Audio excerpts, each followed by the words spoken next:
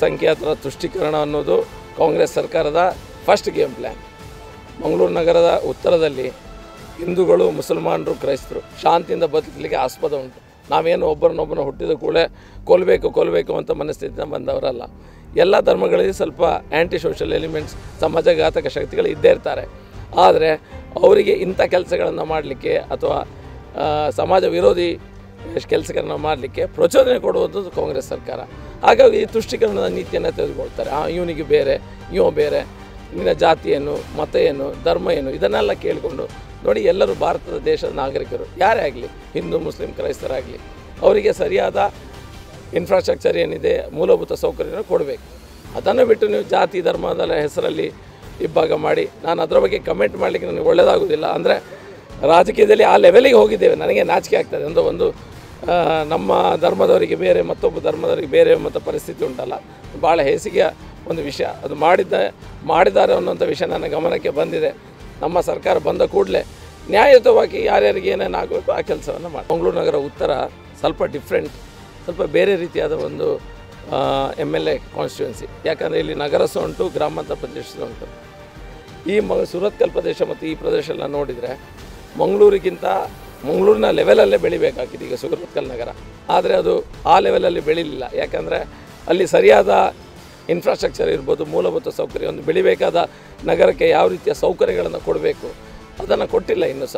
ಇನ್ನೂ ಸಹ ಸ್ವಲ್ಪ ಅಸ್ತವ್ಯಸ್ತ ಉಂಟು. ಎಲ್ಲ ಇಲ್ಲಿ ನೋಡಿದರೆ ಸ್ವಲ್ಪ ಅಸ್ತವ್ಯಸ್ತ ಉಂಟು, ಗೊಂದಲಮಯವಾದ ರೀತಿ ಉಂಟು. ನೋಡಿ, ಈಗ ನಾವು ಫಸ್ಟು ಮಕ್ಕಳಿಗೆ ವಿದ್ಯಾಭ್ಯಾಸಕ್ಕೆ ಸರಿಯಾದ ಶಾಲೆಯಲ್ಲಿರುವಂಥ ವ್ಯವಸ್ಥೆ, ಅದಕ್ಕೆ ಗೌರ್ಮೆಂಟ್ ಸರ್ಕಾರಿ ಆ ಶಾಲೆಗಳನ್ನೇನುಂಟು ಅದನ್ನು ಮತ್ತು ಒಂದು ದರ್ಜೆ ಮೇಲೆ ತಗೊಂಡು ಬರಬೇಕು. ಒಂದದು. ಎರಡನೇದು, ಯುವಕರಿಗೆ ಉದ್ಯೋಗ ಅವಕಾಶ ಮಾಡಿಕೊಡಬೇಕಾಗಿದೆ. ಯುವಕರು ಇಲ್ಲದಿದ್ದರೆ ಸುಮ್ಮನೆ ಕಲಿತುಕೊಂಡು ಬರ್ತಾರೆ. ಈ ರೀತಿಯ ಒಂದು ಎಲ್ಲ ಕಂಪನಿಗಳುಂಟು. ಅಲ್ಲಿ ನಮ್ಮ ಲೋಕಲ್ ಹುಡುಗರು ಯಾರೂ ಸಹ ಇಲ್ಲ. ಲೋಕಲ್ ಹುಡುಗರು ಭಾರಿ ಕಡಿಮೆ. ಮಂಗಳೂರು ನಗರ ಉತ್ತರದವರಿಗೆ ಕೆಲಸ ಈಗ ಸಿಕ್ಕಿದೆ, ಆದರೆ ಪರ್ಸಂಟೇಜ್ ಭಾರಿ ಕಡಿಮೆ. ಹಾಗಾಗಿ ಹುಡುಗರಿಗೆ ಉದ್ಯೋಗಾವಕಾಶ. ಮೂರನೇದು, ಎಲ್ಡರ್ಸ್ ಯಾರಿದ್ದಾರೆ, ಎಲ್ಡರ್ಸಿಗೆ ನಮ್ಮ ಪ್ರೈಮರಿ ಹೆಲ್ತ್ ಸೆಂಟರ್ಸ್ ಇರ್ಬೋದು, ಬೆಲ್ಲಗೊಂಥ ಆಸ್ಪತ್ರೆ ಇರ್ಬೋದು, ಎಲ್ಲ ಕಳಪೆ. Medical health care system total failure ಎಲ್ಲ ಉಂಟು. ಅಲ್ಲಿ ಹೋದರೆ ಜನ ಜಾಸ್ತಿ ಇದ್ದಾರೆ, ಸೌಕರ್ಯ ಕೊಡುವಂಥ ಡಾಕ್ಟ್ರುಗಳಿಲ್ಲ, ವ್ಯವಸ್ಥೆ ಇಲ್ಲ, ಎಲ್ಲ ಗೊಂದಲಮಯವಾದ ವಾತಾವರಣ ಉಂಟು. ಹಾಗೆ ಎಜುಕೇಷನ್ನು, ಜಾಬ್ ಕ್ರಿಯೇಷನ್ನು ಮತ್ತು ಹೆಲ್ತ್ ಕೇರ್, ಇದಕ್ಕೆ ನಮ್ಮದು ಮೊದಲ ಆದ್ಯತೆ.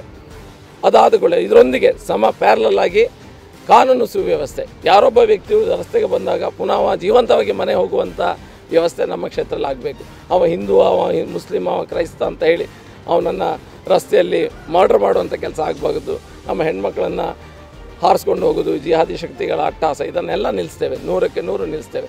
ಹಿಂದೂ, ಮುಸ್ಲಿಂ, ಕ್ರೈಸ್ತರು ಎಲ್ಲರೂ ಶಾಂತಿಯುತವಾಗಿ ಬೆಳೆಯುವಂಥ ವಾತಾವರಣನ ನಾವು ಕಲ್ಪಿಸಿಕೊಡ್ತೇವೆ. ಬಿಜೆಪಿ ಸರ್ಕಾರ ಇದು ಬಡವರಿಗಾಧಾರ, ಮತದಾರರೇ ಮಹನೀಯರೇ ನೀವೆಲ್ಲ ಯೋಚಿಸಿರಿ, ಅಭಿವೃದ್ಧಿಗೆ ಹೆಸರಾದರು ನಮ್ಮ ಪಕ್ಷದ ನಾಯಕ. ಈ ಬಾರಿ ನಮ್ಮ ಈ ಸುರತ್ಕಲ್ ಕ್ಷೇತ್ರದಲ್ಲಿ ಡಾಕ್ಟರ್ ಭರತ್ ಶೆಟ್ಟರ್ ಅವರು ನಮ್ಮ ಚುನಾವಣೆ ಕಣಕ್ಕೆ ಇಲ್ಲಿದ್ದಾರೆ.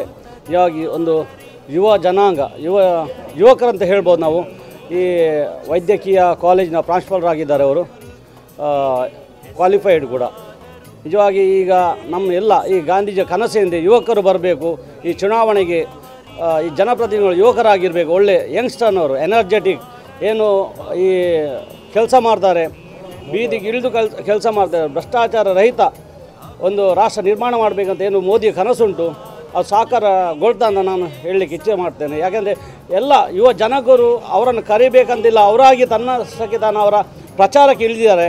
ಅವರ ಒಂದು ಒಳ್ಳೆಯ ಗುಣ ನೋಡಿ ನಿಜವಾಗಿಯೂ ಈ ಸಲ ನಮ್ಮ ಉತ್ತರ ವಿಧಾನಸಭಾ ಕ್ಷೇತ್ರದಲ್ಲಿ ಭಾರತೀಯ ಜನತಾ ಪಕ್ಷ ಅಧಿಕಾರ ಹಿಡಲಿಕ್ಕೆ ಇದೆ ಅಂತ ನಾನು ಹೇಳಲಿಕ್ಕೆ ತುಂಬ ಸಂತೋಷ ಆಗ್ತದೆ. ಎಲ್ಲರೂ ಕೂಡ ಎಲ್ಲರ ಪರವಾಗಿ, ನಮ್ಮ ಜನತೆಯ ಪರವಾಗಿ ಹೇಳ್ತೇನೆ, ಭಾರತೀಯ ಜನತಾ ಪಕ್ಷ ನೀವು ಮತ ಚಲಾಯಿಸಿ ಭಾರತೀಯ ಜನತಾ ಪಕ್ಷವನ್ನು ಗೆಲ್ಲಿಸ್ಕೊಡ್ಬೇಕಂತ ನಾನು ನಿಮ್ಮಲ್ಲಿ ವಿನಂತಿ ಮಾಡ್ತೇನೆ. ಈ ಸರಿ ಸುರತ್ಕಲ್ ವಿಧಾನಸಭಾ ಕ್ಷೇತ್ರಗೂ ಡಾಕ್ಟರ್ ಭರತ್ ಶೆಟ್ಟರ್ ಉಮೇದಾರಿಕೆ ಮಂದಿರು ಒಂದು ಎಡ್ಡೆ ಅಭ್ಯರ್ಥಿನ ಯಾಕನ ಪಕ್ಷ ಕೊಡ್ತು.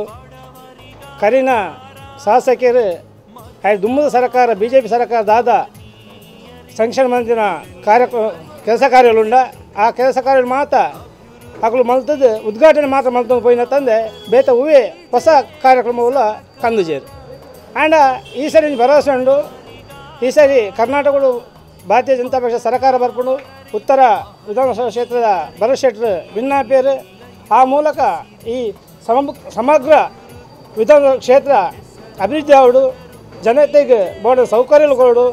ಏಕಡೊಂಜಿ ಪ್ರೆಸ್ ಭರತ್ ಶೆಟ್ಟರ್ ಬಂದಿರು. ಪೊಲೀಸ್ ವ್ಯವಸ್ಥೆ ಎಲ್ಲ ಸುಧಾರಿಸೋಡು.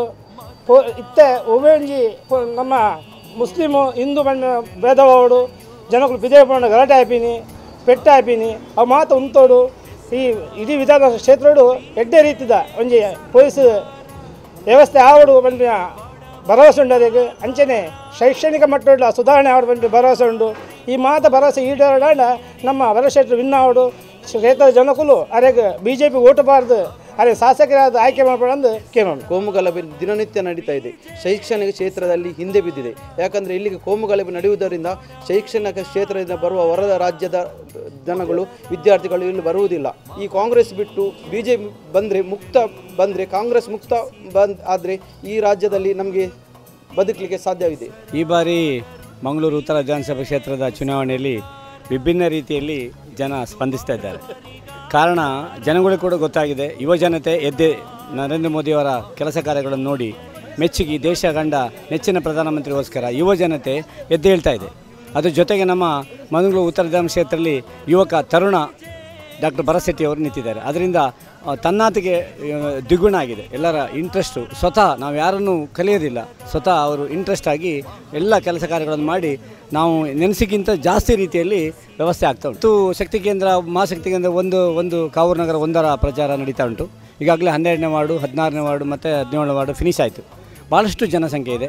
ನಾವು ನಮ್ಮ ಕಾರ್ಯಕರ್ತರ ಸೇರಿಸಿದಂಥ ಜಾಗದಲ್ಲಿ ಕೂತು ಮಾತಾಡಿ ಅವರ ಕುಂದುಕೊರತೆಗಳನ್ನು ಕೇಳಿ ಬಾಕಿ ಭಾಳಷ್ಟು ಜನರನ್ನು ಅದರ ಮಾಹಿತಿಯನ್ನು ಮಾಡಿದ ಮೆಚ್ಚುಗೆ ವ್ಯಕ್ತಪಡಿಸಿದ್ದಾರೆ. ಭರತ್ ಶೆಟ್ಟಿ ಹೋದಲ್ಲೆಲ್ಲ ಭಾರಿ ಜಬೆ ಸಿಗ್ತಾ ಉಂಟು. ಎಲ್ಲ ಜನ ಉಂಟಲ್ಲ ಅವರು ಖುಷಿಯಿಂದ ಇಮ್ಮಡಿ ಆಗ್ತಾ ಉಂಟು. ಅವರದೆಲ್ಲ ಉತ್ಸವಗಳು ಇಮ್ಮಡಿ. ಅದೇ ನಮಗೆ ಒಂದು ಈ ಸತಿಯ ಗೆಲುವಿನ ಸೂಚನೆ ಈಗಾಗಲೇ ನಮಗೆ ಕೊಟ್ಟಾಗಿದೆ. ತಾವರೆ ಗುರುತು ಓಟುದ ಕಳೋಟು ಕರ್ನಾಟಕವು ಹೊಸ ಹುರುಪು. ತಾವರೆ ಗುರುತು ಓಟುದ ಕಳೋಟು ಕರ್ನಾಟಕವು ಹೊಸ ಹುರುಪು. ಮೋದಿಜಿ ಗಾಯನ ಸ್ವರವಂಜಾವೊಡು ಪರಿವರ್ತನೆಗೊಂದು ಸಮಯ. ತಾವರೆ ಗುರುತು ಓಟುದ ಕಳೋಟು ಕರ್ನಾಟಕವು ಹೊಸ ಹುರುಪು. ಮೀನುಗಾರರ ಹತ್ರ ನಾವು ತುಂಬ ಬಳಿ ಮಾತಾಡಿದ್ದೇವೆ. ನಮ್ಮ ಮೀನುಗಾರರ ಪ್ರಕೋಷ್ಠದ ಹತ್ರ ಸಹ ಮಾತಾಡಿದ್ದೀನಿ. ಅವರಿಗೆ ಸಬ್ಸಿಡಿಯಾಗಿ ಸಿಗಬೇಕಿದ್ದು ಕೆಲವು ಸೀಮೆಣ್ಣೆ ಇರ್ಬೋದು, ಎಲ್ಲ ವಿಷಯ ಇರ್ಬೋದು, ಡೀಸೆಲ್ ಆಗಿರ್ಬೋದು, ಅದೆಲ್ಲ ಸರಿಯಾಗಿ ಸ್ಟ್ರೀಮ್ಲೈನ್ ಆಗಿಲ್ಲ. ಏನು ಸಹ ಸ್ಟ್ರೀಮ್ಲೈನ್ ಆಗಿಲ್ಲ. ಮತ್ತೊಂದು ಅವರಿಗೆ ಜಟ್ಟಿ ಅವಶ್ಯಕತೆ ಉಂಟು ಅಂತ ಎಲ್ಲ ಹೇಳ್ತಾ ಇದ್ದಾರೆ. ನಿಮಗೆ 5 ವರ್ಷ ಇತ್ತು ಸುರತ್ಕಲ್ ಮಾರುಕಟ್ಟೆ ಸರಿ ಮಾಡಲಿಕ್ಕೆ, ಆದರೆ ಕೊನೆ ಎಲೆಕ್ಷನ್ ಮುಂಚೆ ನೀವು ಶುರು ಮಾಡ್ತೀರಾ. ಕೊನೆಯದಾಗಿ ನಾವು ಹೇಳೋದೇನಂತ ಹೇಳಿದ್ರೆ, ನಾವು ಈ ಸತಿ ಎಲ್ಲ ಮತದಾರ ಬಂಧುಗಳಲ್ಲಿ ವಿನಂತಿ ಮಾಡ್ತಾ ಇದ್ದೇವೆ, ಒಂದು ಎಪೀಸ್ಮೆಂಟ್ ಪೊಲಿಟಿಕ್ಸನ್ನು ನಿಲ್ಲಿಸಬೇಕು. ಎಲ್ಲರನ್ನ ಒಂದೇ ತಕಡಿಯಲ್ಲಿ ತೂಗಬೇಕು. ಹಿಂದೂಗಳಲ್ಲಿ ಮುಸ್ಲಿಮ್ ಕ್ರೈಸ್ತರು ಎಲ್ಲರಿಗೂ ಒಂದೇ ರೀತಿಯಲ್ಲಿ ತೂಗಬೇಕು. ಇನ್ಫ್ರಾಸ್ಟ್ರಕ್ಚರ್ ಡೆವಲಪ್ಮೆಂಟ್ ಹೇಗಿದೆ, ಡೆವಲಪ್ಮೆಂಟಿಂದ ಮೋದಿಯವರು ನಮ್ಮ ಎಲ್ಲ ಕ್ಯಾಂಡಿಡೇಟ್ಸ್ ಹತ್ರ ಮಾತಾಡಿದ್ದಾರೆ. ಫೋನಲ್ಲಿ ವಿಡಿಯೋ ಕಾನ್ಫರೆನ್ಸ್ ಕೂಡ ಮಾತಾಡಿದ್ದಾರೆ. ಒಂದೇ ಮಂತ್ರ ಅವ್ರದ್ದು, ಡೆವಲಪ್ಮೆಂಟ್. ನಾವು ಡೆವಲಪ್ಮೆಂಟನ್ನು ಮುಂದಿಟ್ಕೊಂಡು ನಾವು ಕೆಲಸವನ್ನು ಮಾಡ್ತೇವೆ. ಎಲ್ಲಿ ಸಹ ಯಾವೊಬ್ಬ ವ್ಯಕ್ತಿಗೆ ಸಹ ಕಮಿಷನ್ ಹೊಡಲಿಕ್ಕೆ ಬಿಡೋದಿಲ್ಲ. ನಾವು ಕಮಿಷನ್ ತೊಗೊಳ್ಳೋದಿಲ್ಲ, ಬೇರೆ ವ್ಯಕ್ತಿಗೆ ಕಮಿಷನ್ ತೊಗೊಳ್ಳಿಕ್ಕೆ ಬಿಡೋದಿಲ್ಲ. ಇದು ಖಂಡಿತ ಶತಸಿದ್ಧ. ಅದರಷ್ಟೇ ಕಾನೂನು ಸುವ್ಯವಸ್ಥೆಯನ್ನು ಮತ್ತು ಮೇಲ್ಮಟ್ಟಕ್ಕೆ ತೆಗೆದುಕೊಂಡು ಹೋಗಿ ಪೊಲೀಸರಿಗೆ ಫ್ರೀ ಹ್ಯಾಂಡ್ ಕೊಡಬೇಕನ್ನುವಂಥ ಮನಸ್ಸಿದೆ. ಯಾಕಂದರೆ ಡ್ರಗ್ಸ್ ಮಾಫಿಯಾ ಉಂಟು, ದನಗಳ್ರ ಹಾವಳಿ ಉಂಟು, ಹಲವಾರು ವಿಷಯಗಳುಂಟು. ಅದಕ್ಕೆ ಪೊಲೀಸರಿಗೆ ಸ್ವಲ್ಪ ಫ್ರೀ ಹ್ಯಾಂಡ್ ಕೊಟ್ಟು ಅವರಿಗೆ ಬಿಡಬೇಕು. ನೀವು ಕಾನೂನು ಸುವ್ಯವಸ್ಥೆನ ಸರಿ ಮಾಡಿ ಅಂತ. ರಾಜಕೀಯ ಹಸ್ತಕ್ಷೇಪ ಇದರಲ್ಲಿ ಕಮ್ಮಿ ಆಗಬೇಕೆನ್ನೋದು.